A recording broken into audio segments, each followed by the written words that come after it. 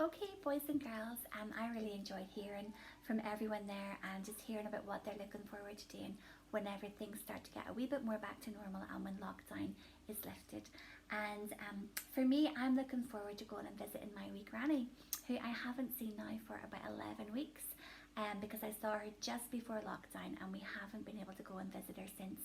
And we normally go and see Granny every weekend, and we would bring her in a lovely McDonald's lunch, and we've great fun just hearing her stories and singing with her, and that's what we're looking forward to doing once lockdown is lifted, God willing. So today we're thinking a little bit about how God's people had to wait a really, really long time. But finally the day is here when they're going to get to go into the promised land.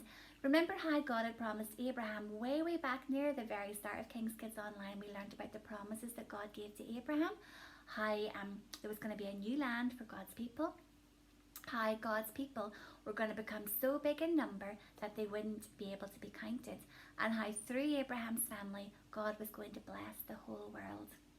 And then do you know what, boys and girls, people had to wait. They had to wait such a long time, even longer than 10 weeks. Because God's people, if you remember, they were slaves for 400 years in Egypt. That is a super long time. And then God's people were in the wilderness for 40 years. And finally, God is going to lead them into the promised land. Now, they have a new leader. It's not Moses anymore. It's a man called Joshua. And Joshua was one of the spies that went into Canaan. We heard a little bit about them last week. And he was one of the spies, one of the two spies that actually came out and said, you know what, the land's really good and God is with us and we should go because we're trusting in God. But the people didn't listen, and because they didn't listen and they didn't trust God and they doubted, they had to stay 40 more years in the wilderness. But now the day is here and they're going to get to go into the promised land. So we're going to watch a wee video clip first of all that explains what happens.